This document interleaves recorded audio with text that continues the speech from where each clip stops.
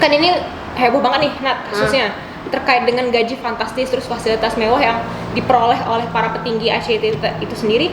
Itu kan sebenarnya ACT itu kan lembaga penghimpun dana umat ya, atau penghimpun dana masyarakat gitu loh, lembaga filantropis ya. Itu sebenarnya tuh kan nggak berorientasi sama keuntungan gitu loh. Apakah sebenarnya secara hukum yayasan itu tuh pihak yayasan ya terutama itu tuh berhak untuk mendapatkan gaji nggak sih?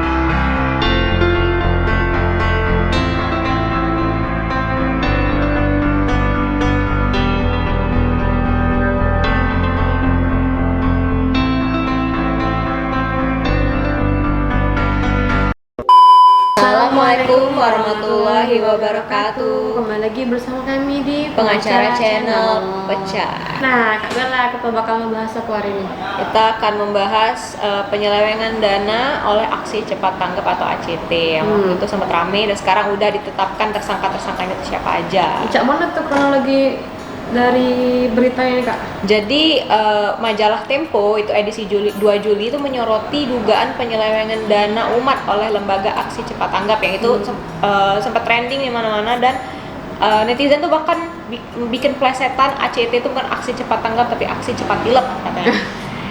Jadi Pusat Pelaporan dan Analisis Transaksi Keuangan atau PPAT itu mengungkapkan adanya indikasi transaksi yang diduga berkaitan dengan aktivitas terorisme oleh lembaga ACT. Terus PPATK itu juga telah menyerahkan hasil pemeriksaan transaksi ACT itu ke beberapa lembaga aparat penegak hukum seperti Densus 88, Polri, dan Badan Nasional Penanggulangan Terorisme atau BNPT untuk dilakukan pemeriksaan lebih lanjut. Jadi PPATK sendiri itu mencatat adanya ratusan miliar transaksi dari dan keluar Indonesia yang dilakukan oleh ACT. Sebanyak 52,9 miliar diantaranya tercatat mengalir ke luar negeri. Sementara dana masuk dari luar negeri itu sebanyak 64,9 miliar rupiah. Selain itu, kabar yang sempat menghebohkan publik ialah gaji para petinggi ACT dan fasilitas mewah yang diperoleh atau diduga diperoleh dari penyelewengan dana umat itu sendiri yang dihimpun oleh ACT ya, di mana presiden itu mendapatkan gaji sebesar 450 juta rupiah per bulan. Senior Vice President sebesar 200 juta rupiah, Vice President sebesar 80 juta rupiah, Direktur Eksekutif sebesar 50 juta rupiah. Selain itu, para petinggi ACT itu juga mendapatkan fasilitas mewah berupa mobil dinas seperti Alphard, Pajero Sport. Jadi gajinya sudah besar, dapat fasilitas bulan. Benar. Yang fantastis lah, yang istilahnya kayak nggak layak mereka tuh untuk dapat segitu. Jadi pada hari Senin tanggal 25 Juli 2022, polisi itu mengumumkan penetapan tersangka yang terdiri dari 4 petinggi Yayasan Aksi Cepat Tanggap itu, yang terdiri dari Ahyudin, Novariadi Imam, Akbari, Heriana Hermai, dan Ibnu Hajar. Keempat terduga pelaku dijerat dengan pasal berlapis mulai dari soal penyelewengan dana hingga pencucian uang. Pasal-pasal yang dikenakan kepada para terduga pelaku itu persangkaan pasal tindak pidana penggelapan dan atau penggelapan dalam jabatan dan atau tindak pidana informasi dan transaksi elektronik dan atau tindak pidana yayasan dan atau pencucian uang sebagaimana dimaksud dalam pasal 372 KUHP, pasal 374 KUHP, pasal 45A ayat 1 jungto pasal 28 ayat 1 Undang-Undang Nomor 19 Tahun 2016 tentang perubahan Undang-Undang Nomor 11 Tahun 2008 tentang informasi dan transaksi elektronik. Selanjutnya dikenakan juga pasal 70 ayat 1 dan 2 jungto pasal 5 Undang-Undang Nomor 16 Tahun 2001 sebagaimana telah diubah dalam Undang-Undang Nomor 28 Tahun 2004 tentang perubahan atas Undang-Undang Nomor 16 Tahun 2001 tentang yayasan. Selanjutnya itu dikenakan juga pasal 3, 4, 5 dan pasal 6 Undang-Undang Nomor 8 Tahun 2010 tentang pencegahan dan pemberantasan tindak pidana pencucian uang serta yang terakhir pasal 55 KUHP jungto pasal 56 KUHP. Jadi banyak banget pasal yang dikenai. Jadi benar-benar berlapis ratusan. Kan ini heboh banget nih Nat kasusnya terkait dengan gaji fantastis terus fasilitas mewah yang diperoleh oleh para petinggi ACT itu sendiri. Itu kan sebenarnya ACT itu kan lembaga penghimpun dana umat ya, atau penghimpun dana masyarakat gitu loh, lembaga filantropis ya. Itu sebenarnya tuh kan nggak berorientasi sama keuntungan gitu loh. Apakah sebenarnya secara hukum yayasan itu tuh pihak yayasan ya, terutama itu tuh berhak untuk mendapatkan gaji nggak sih? Nah, jadi berdasarkan ketentuan pasal 5 ayat 1 Undang-Undang tentang yayasan itu, kekayaan yayasan baik berupa uang, barang maupun kekayaan lain yang diperoleh yayasan berdasarkan undang-undang ini dilarang dialihkan atau dibagikan secara langsung ataupun tidak langsung, baik dalam bentuk gaji, upah maupun honorarium atau bentuk lain yang dapat dinilai dengan uang kepada pembina, pengurus maupun pengawas. Nah, selain ketentuan pasal 5 ayat 1 tadi, ada juga pasal 5 ayat 2 Undang-Undang Yayasan juga, itu mengatur tentang pengecualian atas ketentuan sebagaimana yang dimaksud dalam ayat 1 tadi. Nah, di mana dapat ditentukan dalam anggaran dasar yayasan bahwa pengurus menerima gaji, upah, honorarium dalam hal pengurus yayasan. Pertama adalah bukan pendiri yayasan dan tidak terafiliasi dengan pendiri, pembina, dan pengawas. Dan yang kedua itu melaksanakan kepengurusan yayasan secara langsung dan penuh.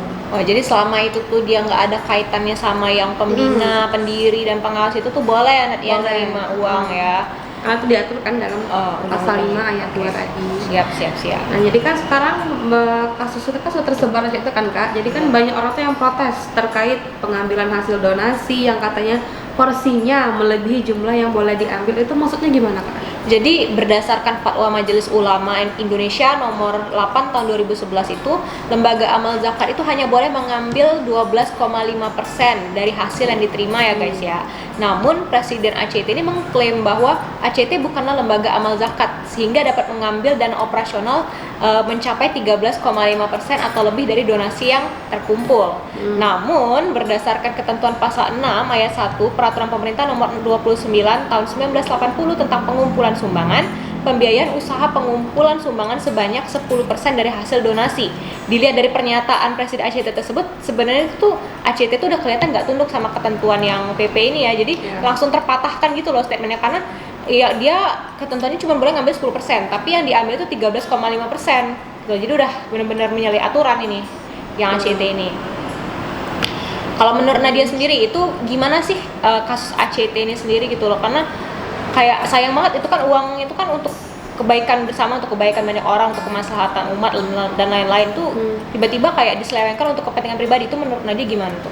Nah, kalau melihat dari kasus ini sangat disayangkan karena terjadinya kasus penyelewengan dana oleh lembaga filantropis sekelas ACT ini kan, dikarenakan lembaga sebesar itu telah mengkhianati kepercayaan masyarakat, di mana uang yang seharusnya disalurkan kepada orang yang benar-benar membutuhkan malah justru diselewengkan oleh petinggi ACT untuk kepentingan pribadi. Nah, pelajaran bagi masyarakat ialah untuk skeptis dan kritis terkait uang yang disumbangkan, terutama melalui lembaga filantropis. Jangan hanya berpikir yang penting kita sudah baik, sudah mau beramal, masalah uang yang diapain, keputusan kita itu salah ya.